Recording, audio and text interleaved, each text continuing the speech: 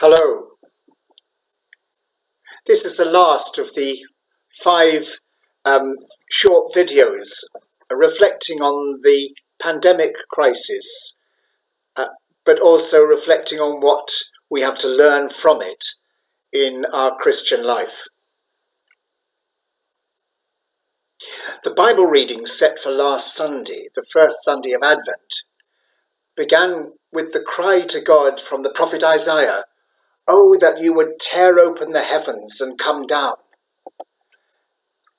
I think that many of us may have been wanting to shout out something similar over the past months. When is the mess we're in going to be sorted out? When will we have a solution, a cure, an end to this unprecedented crisis? And where's God been in all this?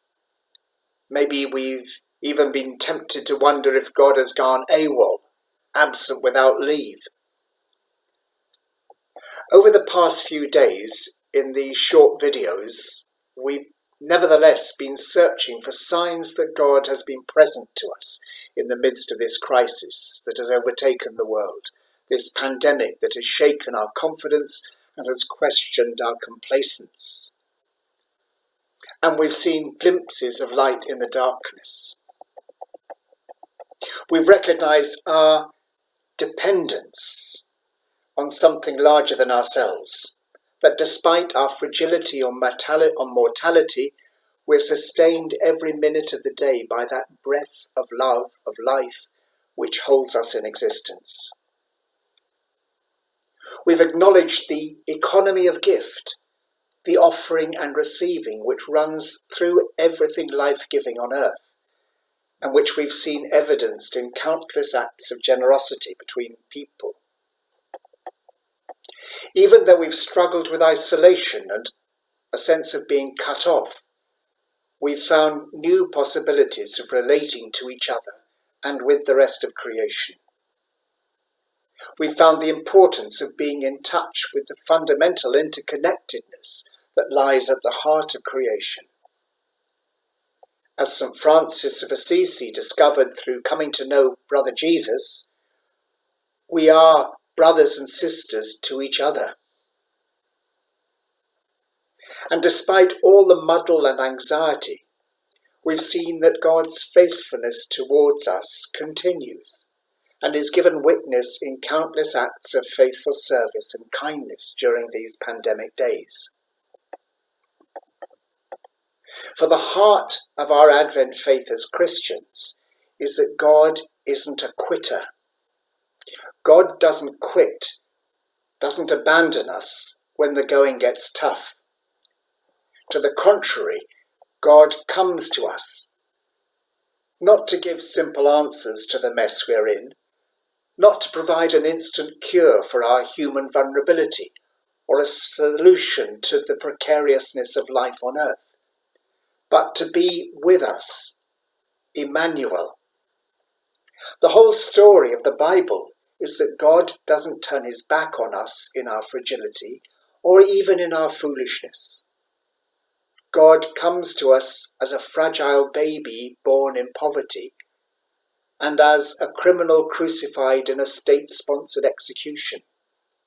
He participates in the mess in order to transform it and to open up new possibilities through a love, compassion, creativity and mercy that is without end. Christian hope is not a reckless demand that God should make an arbitrary alteration to the course of events, an intervention with a magician's staff to halt the pandemic in its tracks. Rather, our hope is the faithful, patient expectation that God is not a quitter, and that new possibilities and opportunities are always being created in him.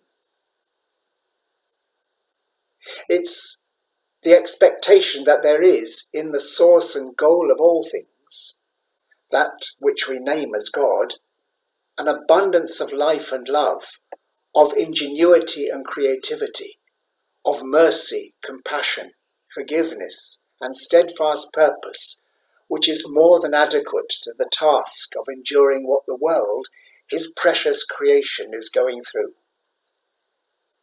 It's the expectation that over time, the pattern of this abundance, which we now glimpse in part, will be fully revealed and shared. Christian hope is about letting our imaginations be stretched, our hearts be enlarged, and our actions be shaped by the new possibilities which God in his love is always opening up for us and for the world, most especially in the toughest of times. We've given this week of reflection on the COVID pandemic the title Households of Hope, because I believe that the church is called to be a household in which all that we know of the sustaining life, the abundant giftedness, the fraternal interdependence, and the faithful presence of God in Jesus Christ is anticipated, celebrated, and shared.